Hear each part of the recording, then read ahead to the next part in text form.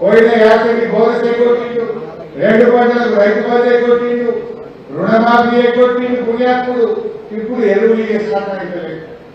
అందుకే మీకు అర్థమైందో లేదో ఎలక్షన్లు పెట్టమంటే భయపడుతుంది. మన మున్సిపాలిటీ టైం అయిపోయి ఏడాది పెడుతుండే ఎలక్షన్, జడ్పీ టైం అయిపోయి ఏడాది నద్దం 2 ఏళ్ళు అయింది, ఎందుకు పెట్టలేవు ఎలక్షన్ అంటే ఆయనకు అర్థమైంది. కారు గుర్తు కనబడితే కేసీఆర్ యాడికి వస్తాడు. ఇప్పుడు సర్పంచ్ ఎన్నికల్లో కారు ఉండదని పెట్టిండు, ఏ పార్టీ సింబల్ ఉండదని పెట్టిండు, ఎవరు గెలిచినా మావో గారు ఇలా కలుపుకుంటా అని పెట్టిండు. ఆయన భయం పట్టుకున్న ఏడాది నద్దం నుంచి జిల్లా పరిషత్లకు ఎలక్షన్లు పెట్టలేడు, ఏడాది నద్దం నుంచి ఇలా మున్సిపాలిటీలకు ఎన్నికలు పెట్టలేడు. చివరికి కోఆపరేటివ్ కూడా 2 ఏళ్ళు అయిపోయి దాని ఎలక్షన్ పెట్టమంటే నిన్న జీవో ఇచ్చిండు. మేము నామినేట్ చేసుకుంటాడట, వాళ్ళ మనుషుల్ని నామినేట్ చేస్తాడట, ఎలక్షన్ పెట్టాడట. అంటే భయం అవుతుందా రేవంత్ రెడ్డి నీకు?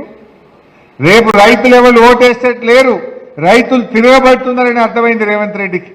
అందుకే కోఆపరేటివ్ ఎలక్షన్ పెట్టమంటే నేను కోఆపరేటివ్ ఎలక్షన్ పెట్టా, మా కాంగ్రెస్ నాయకులను నామినేట్ చేసుకుంటా అంటుండు. ఎందుకు భయపడుతున్నావు? నీకు ధైర్యం ఉంటే నువ్వు రైతులకు మేలు చేసినోడివి అయితే పెట్టు, కోఆపరేటివ్ ఎలక్షన్ పెట్టు. ఎందుకు నామినేట్ చేసుకుంటున్నావు బిడ్డ? నువ్వు ఎరువులు ఇయ్యలేదు కనుక, రుణమాఫీ చెయ్యలేదు కనుక, రైతు బంధు ఎగ్గొట్టినవు కనుక, బోనస్ ఇయ్యలేదు కనుక, పంటల బీమా చేయలేదు కనుక నీ ఈ బలగొట్టరనే విషయం రేవంత్ రెడ్డికి అర్థమైంది కనుకనే ఇవాళ ఎలక్షన్ పెట్టలేదు. మనం కూడా ప్రజల్లోకి పోదాం.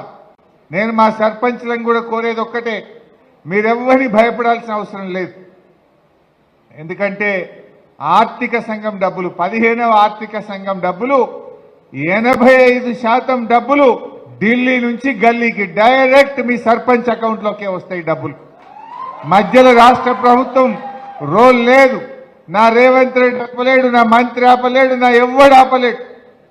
ఢిల్లీ నుంచి డబ్బులు డైరెక్ట్ గా సర్పంచ్ల అకౌంట్లలోకే వస్తాయి. సర్పంచ్ ఎంత పవర్ఫుల్ అంటే ఈ దేశంలో ఎమ్మెల్యేకి చెక్ పవర్ లేదు, మంత్రికి చెక్ పవర్ లేదు, ముఖ్యమంత్రికి చెక్ పవర్ లేదు, ప్రధానమంత్రికి చెక్ పవర్ లేదు. గ్రామ సర్పంచ్కే ఉంది, రాష్ట్రపతికే చెక్ పవర్ ఉంటుంది. యు ఆర్ దట్ పవర్ఫుల్, మీకే చెక్ పవర్ ఉంటుంది. ఆ పైసలు ఎవడో ఆపుతాడు, ఎవడో ఆగబడతాడు అని భయపడాల్సిన లేదు.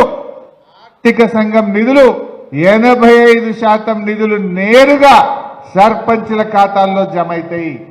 మీరెవరు భయపడాల్సిన అవసరం లేదు. ఈజీఎస్ డబ్బులైనా, ఈజీఎస్ పంట నిర్ణయమైనా ఎవరైనా గ్రామ ప్రథమ పౌరుడు సర్పంచ్ గారే నిర్ణయిస్తారు. ధైర్యంగా పనిచేయండి. త్వరలో సంగారెడ్డి జిల్లా గెలిచిన బీఆర్ఎస్ సర్పంచ్లకు ఒక శిక్షణ కార్యక్రమం పెడతాం. మీ అధికారాలు ఏంది, అధికారులతో ఎట్లా పనిచేయించుకోవాలి, ఏ రకంగా మీరు పనిచేసుకోవాలో మీకు అర్థమయ్యేటట్టు ఒకరోజు మంచి ట్రైనింగ్ ప్రోగ్రాం కూడా పెట్టుకుందాం. ధైర్యంగా మంచిగా ముందుకు పోండి. ఏమున్నా 2 ఏళ్లే ఉంటుంది కాంగ్రెస్ గవర్నమెంట్. మీరు 5 ఏళ్ల కోసం సర్పంచ్గా గెలిచింది మీరందరూ.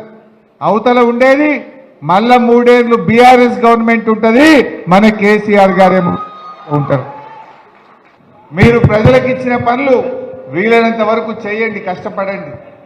ఏమన్నా మిగిలిపోతే మళ్ళా బీఆర్ఎస్ గవర్నమెంట్ రాగానే నేను దగ్గరుండి భద్ర బిడ్డ అదే తీసుకుపోయి 2-3 ఉంటేనే డిస్టర్బ్ అవుతుంది. ఉదరి లేకే జాబ్ బంద్ కరు.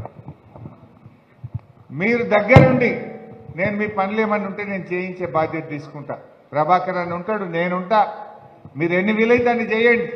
ప్రజలకు ఏమన్నా మాట ఇచ్చి కొన్ని మిగిలిపోతే కూడా 2 ఏళ్ల తర్వాత మళ్ళీ మన బీఆర్ఎస్ గవర్నమెంట్ వస్తుంది. ఏమన్నా పనులు ఉంటే కూడా నేను తప్పకుండా చేయిస్తా.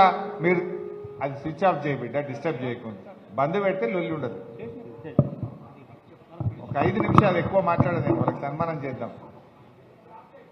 సో నేను దగ్గరుండి మీ పనులు ఏమన్నా ఉంటే నేను పూర్తి చేయించే ప్రయత్నం చేస్తా. మీకు వార్తలు రాయడం, విశ్లేషణ చేయడం వచ్చా? అన్యాయాన్ని ప్రశ్నించడం తెలుసా?